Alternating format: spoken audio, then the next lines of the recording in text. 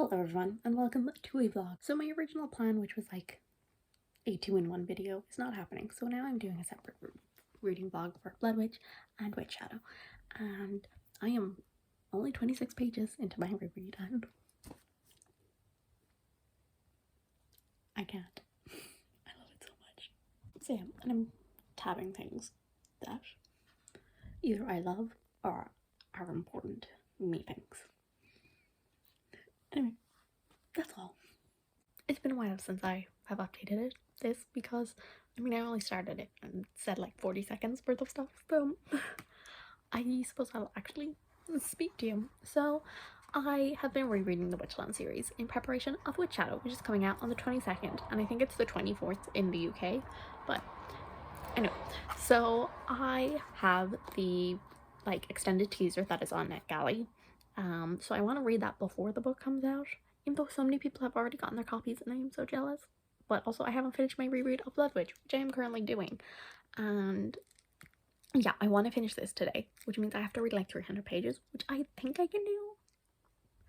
I mean, I definitely can do it. Whether I do is another question. So yeah, because today is the 20th, so I want to read like the extended teaser tomorrow. And then, hopefully, read Witchshadow on its release day. So I'm currently 175 pages into this and I'm tabbing it. There's so many tabs. The colors don't actually have any meaning. I didn't like think like light pink for like favorite moments or anything like that. All of the tabs mean the same thing, which is just either something important, something that like I have a question about, predictions, all of this kind of stuff, something that answers something that we've already kind of asked, and also like favorite moments and stuff, which is just a lot of Isolt and Adrian. I have almost cried at this book a couple of times, and I don't cry at books, and I definitely didn't cry the first time I read it, but I love them so much. I'm going to continue my reread. I am very much enjoying it. I'm having a great time. But I have been in a bit of a slump, so I'm hoping that I'm not going to be slumpy today, and I'm going to just power through this.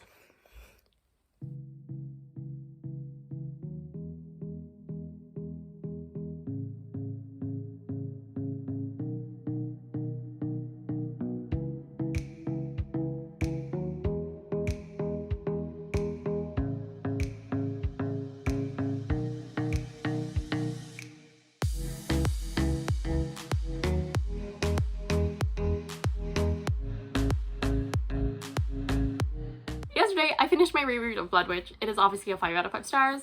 Here it is. That has so many tabs. Like, so many tabs. I don't usually tab books, but like, so many tabs. The yellow ones are for chapter 50, which is my favorite chapter in like any book ever. It is perfection. Well, I actually want to go and like write down the notes, like get a page and like write down like the tab on page 191 means this. Most of them I do know what they mean, but there is a chance that I could forget before my next reread, so it'd be handy if I had them written down. As I said, this is a 5-star. This is one of my favorite books ever. It's perfect. I love it. And I will say, there is something I have realized while rereading them. I was not paying a lot of attention during my first read. I was mostly just focusing on Adun and Isolt, and I was only like kind of half paying attention to everyone else. Like I was reading it, but like I wasn't really like focusing on it. Whereas this time, because I was tabbing, I guess, I was paying more attention to their scenes as well. But even then, I would say probably like 60% of the tabs in here are stuff that happens in like Adun and Isolt's chapters. But the rest are from like the other people's chapters. And I actually have a newfound appreciation for all of the other characters in here, which I did not realize on my first read, which I feel kind of guilty about because like they're so good. As I said, I finished it last night. I read like 300 pages of this because, as I said, I was in a slump and I was determined to finish it, and I did. I finished it, and I can now start Witchshadow. I have the like extended teaser on NetGalley, which is like actually like a decent chunk of the book. And then I have to hope that my pre-order arrives. Customs has been an absolute nightmare. I've never actually gone into like one of my local bookstores and seen like Truthwitch or any of those on the shelves. Like I have bought them all online, and none of them had like Witchshadow for pre-order or anything, so I did have to pre-order it off Book Depository. and I'm just hoping that it won't take too long and the customs will not like hold it for like 2 weeks, because I'm not sure will I survive that. I might just have to buy the ebook. Okay, I'm literally 1 chapter into this book and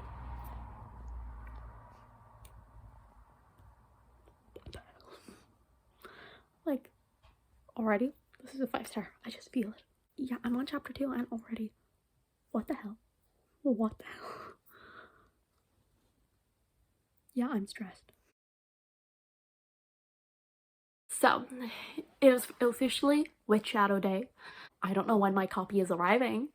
I'm not sure how I will survive without it, but I have finished the extended chapter sampler thing, which is like, I think I checked, it's like 40% of the book. So I'm like nearly halfway through it and oh boy, I think it's the best one so far.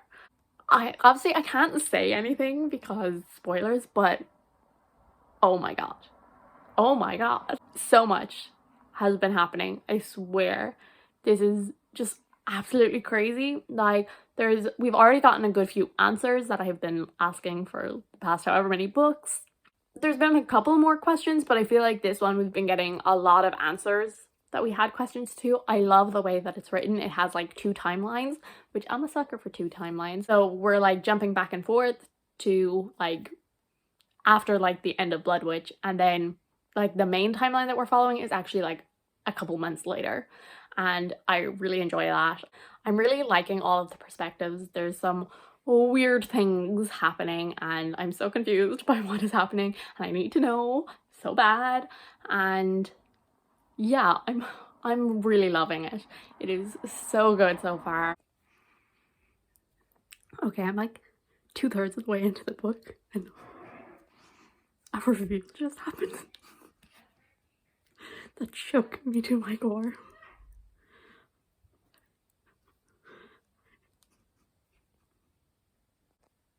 Okay, I'm so close to the ending and something has just happened that has made my day. I cannot wait for the last book.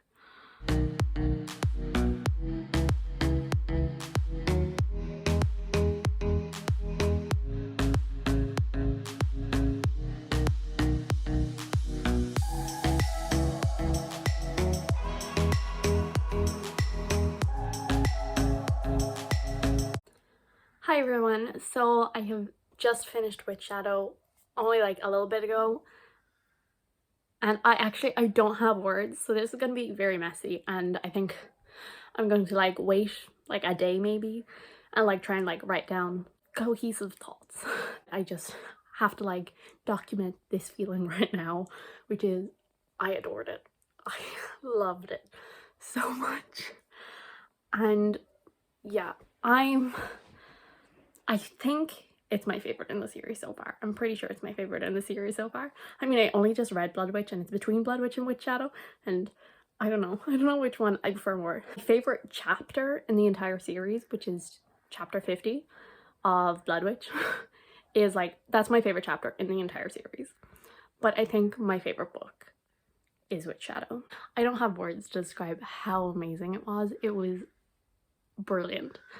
And I was really worried about this because every book has been getting better and better for me, and I've had like over an entire year to like think about this and build it up in my head, and I was afraid that I was just gonna put way too unrealistic expectations, but this book managed to surpass them all and it was just really incredible. I think Susan Dennard is an absolutely brilliant author. I think this book it was very different from what I was expecting, I guess, but that doesn't mean it wasn't incredible. And yeah, I like Witch and Bloodwitch. I think the reason why I love those so much is because of one particular dynamic, and that's not really in here. And so while I missed that from the previous books, it made up for it in so many other areas, and I feel like in every single book we have just been getting more and more questions. We've been getting a couple answers sprinkled here and there, but mostly it's been more and more questions. And in this book we really start to get answers of like, who are the paladins? Yeah.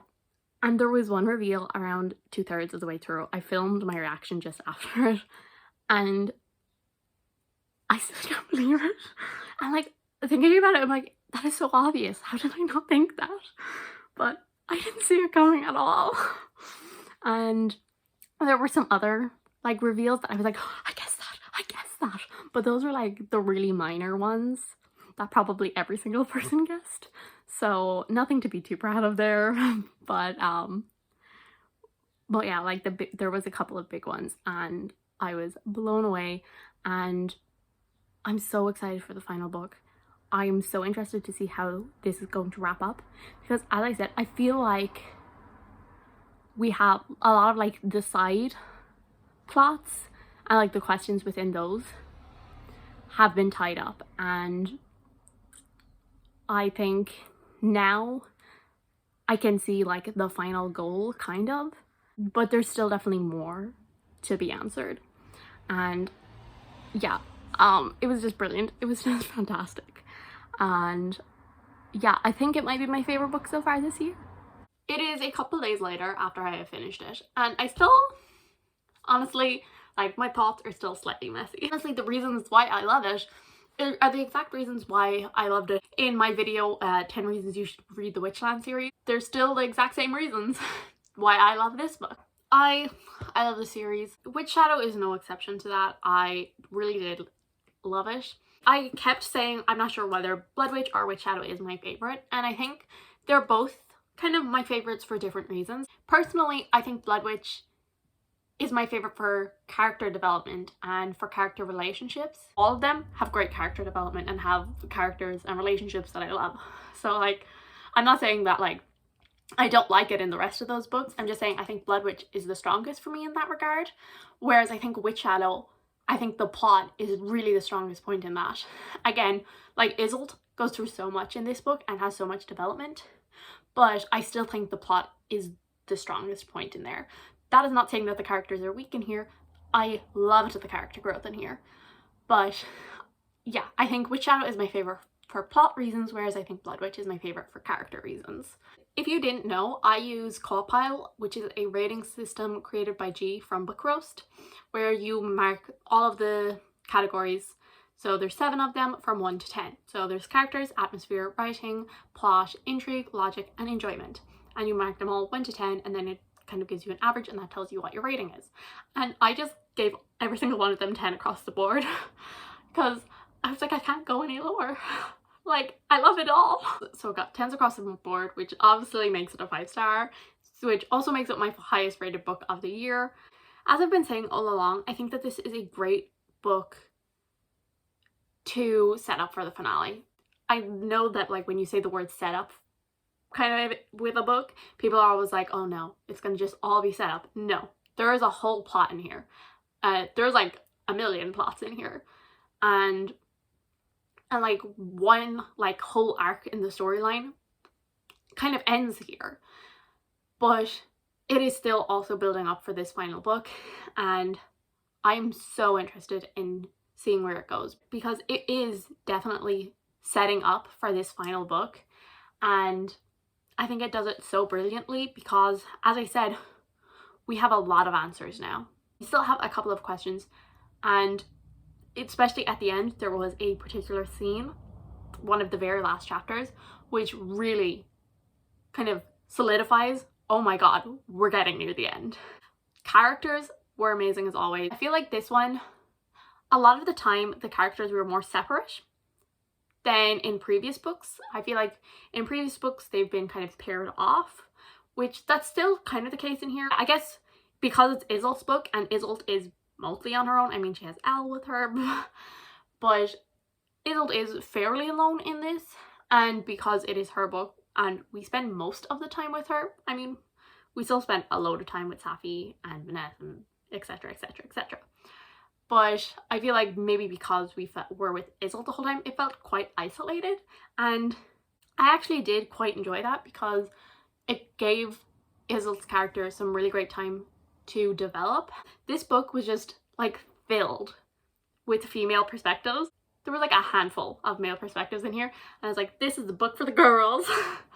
And I love them all. I love every single one of them. They're all like so strong and badass, and I'm so excited to see where they all go. And kind of based on the ending, I'm very curious as to, will all of these perspectives come together for the very end, or will they still be like slightly separate? Slight spoiler for the end of Bloodwitch, not really for Witchshadow, don't worry, but Vivi and Vanessa are together and they're like, they don't have their crowns anymore. And I'm kind of curious as to whether in the final book it's going to just be the two of them doing, you know, all of their royal business. I mean, Vanessa and Safi were together in previous books, so are they going to reunite? As like every single perspective going to like come together near the end? I'm very curious as to how that will work. I think the world building is finally like basically done. I do think that there's some things that the characters don't know, and I'm sure there's some things that we don't know yet that are going to shock me, but I feel like we know most of what is happening. But it really excites me because there's things that a lot of the characters don't know about the lore of the world, and I'm really excited for them to find out. Once again, the writing was strong as always. I've already spoken about the plot. I do think that this one had the strongest plot of them all so far. And I love the doodle timelines. I thought that was a brilliant way to do it. Intrigue is another category in CAWPILE, and like my intrigue was sky high. I wanted to know what was happening the whole time. I was just so invested in the story, and especially because of the dual timelines, it was constantly like, how did we get from this to this? And so you were reading to try and figure out how this had happened, and there was other stuff that was happening that I was like, oh my god, what the hell? Why? And yeah, in the end, I really loved it. And it's my favorite book of the year so far. And I already want to reread them all, but I'm going to wait until near the time of the final book. That is the end of like this Witchshadow review. It's not really a review, it's just me going, I love it so much. So if you haven't finished Witchshadow yet, you should leave because I'm gonna talk spoilers now. So please leave. Okay, so now into spoiler section. So the thing 2/3 of the way into it that I was screaming about was Leopold being the Rook King, which now that it's done, I'm like, that was so obvious. How did I not know that? Well, I was so shocked. I still can't believe it a little bit. I'm like, oh my god. And like the thing is, since the first book, I have been saying that I think Leopold is that smell that Adrian gives out. But I didn't know how, because like it never showed him with any abilities, but I thought maybe like he was some sort of glamour witch and was able to like glamour his smell. But no, it turns out he has 2 smells. So I was so close. It's so far. First thing we like find out at the very start of the book is that Safi and Isolde are the Carwyn, because that was like a theory that I know some people had, that maybe they aren't the Carwyn, but no, they are. And I was very relieved. And I mean, I read the first chapter, and the first chapter is intense because Isolde is like a badass, and like I was just like, what the hell happened in these past like months? And then like you get to chapter 2, and then it's Safi, and she's a Hellbard, she's the Empress, and you're like, what has happened? I am a little sad that we didn't get more time of Safi and Isolde together. Like, we get to see them in the, like, past timeline. Towards the end of the book, they're reunited again. But I'm really hoping that we get, like, a lot of them in the final book. Because, I mean, they're the Carwyn. They're supposed to save the world. So I imagine we will get a good bit of them in the final book. Vivi and Vanessa were badasses in this. I love them. And then I was also really relieved that Styx was alive. Because I mean, I kind of presumed that she looked into the mirror, saw that she was a paladin, and saw like a past death. But I was also like slightly concerned. I was like, what if Styx is dead? But she's not, so it's okay. In my notes that I was taking while reading this, the amount of times I was so confused which side Leopold was on, I was like, I have no idea what you are at. I have no idea whether to trust you or not. Also, I would like to point out that I was so concerned about Adrian because he doesn't appear until like chapter 10, and then we find out it's not even really him, and I was like, no, don't do this to me. So we have like possessed Adrian, and then because Isolde is like captured, and she rips out an eye, and I was,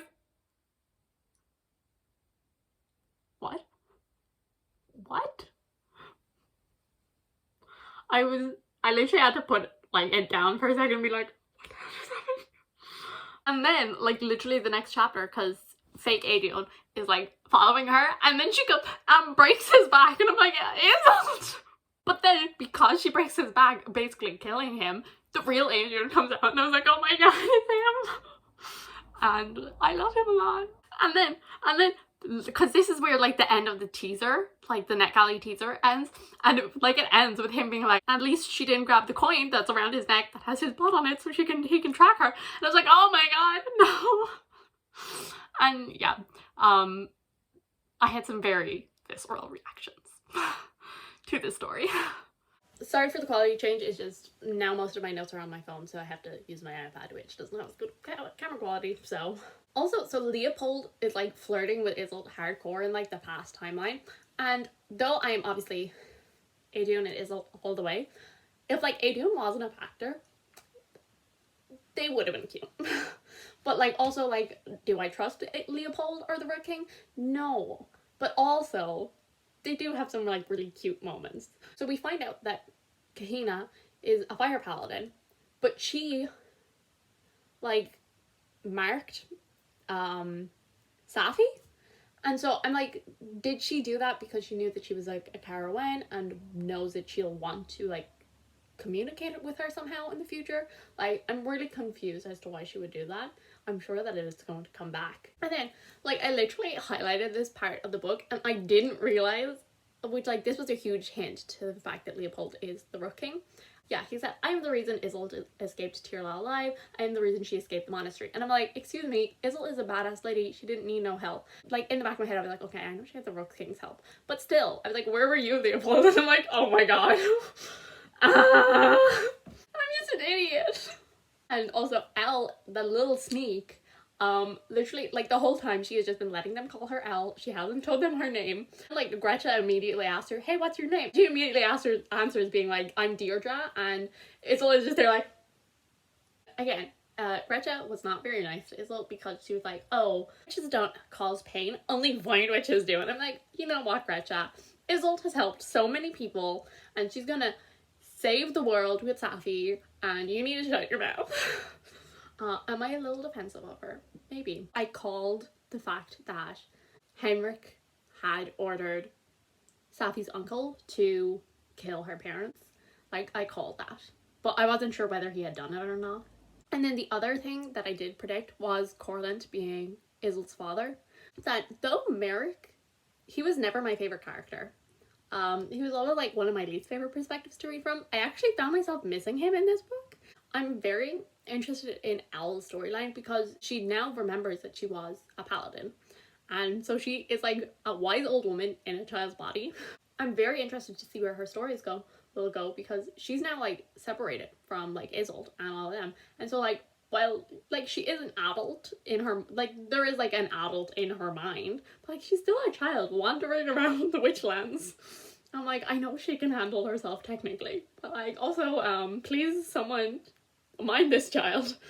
And also, another moment that absolutely, like, kind of destroyed me a little. So Gretchen saves Isolde's life, and she realizes that her mother does really genuinely love her. She just doesn't know how to show it. Her mother had feelings, her mother felt love, and so had Alma. Of course they both had. They were human, and Isolde was human too.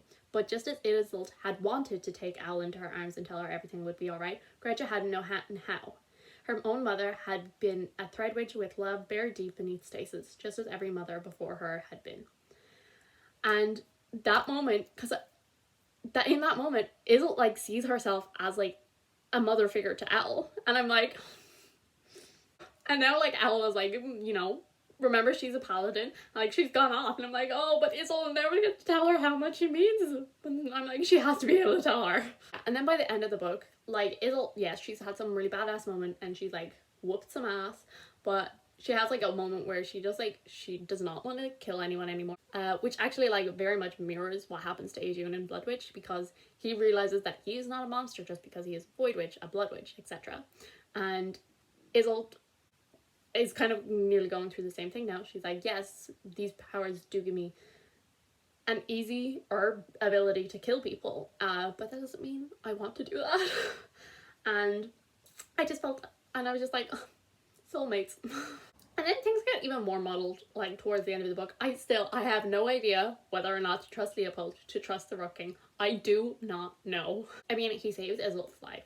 But I'm like, does he just like Isolt as a person? Is that why he's doing that? But then, like, he also saves Adrian's life. But I'm like, is he just doing that because he likes Isolt as a person? So yeah, I don't know. But he does seem to, like, think the Carwin are important. But that doesn't necessarily mean he's good. and then, like, this is further, like, confused because, Safi's like, I know Leopold was part of all your plans. And, like, Safi's uncle is like, no, he wasn't. And I'm like, what does that mean? Like, was he just doing this for fun? Because he wanted to help? Because he wanted to mess things up? I don't know. Like, I always presumed he was part of the plan. But he was not part of the plan! I don't know whether I ship Vivia with Vanessa or whether I ship her with Styx. I mean, I ship her with both. But I don't know who I want her to be with. I mean, it's kind of implied that she can't end up with Styx. Like, forbidden love. And then, chapter 56. We're, like, really close to the end. We get a Merrick chapter. So I had missed him from this book, and we finally get to see him again. And he's out of the ice, and with him is 2 children. And I am so excited because, which is another reason why you need to read Sightwitch, we know who these 2 children are. And they are Adrian's technically older sisters, but now younger sisters. And I cannot wait to see how messy this is gonna get. So Lisbeth and Cora are out of the ice, and they are going after their father with Merrick, it would seem. So we now know Merrick is headed towards the Raider King. I'm very interested to see whether Safi, Isolde, Adrian are going to head towards the Raider King or anything like that. Cora and Lisbeth, they have to meet with Adrian at some point because in Sightwitch, Lisbeth says, though I won't get to meet him for a very, very long time. And then later on, Cora says, he'll be fine. Lizzie told me all about him the other day. He's going to be a very good older brother one day.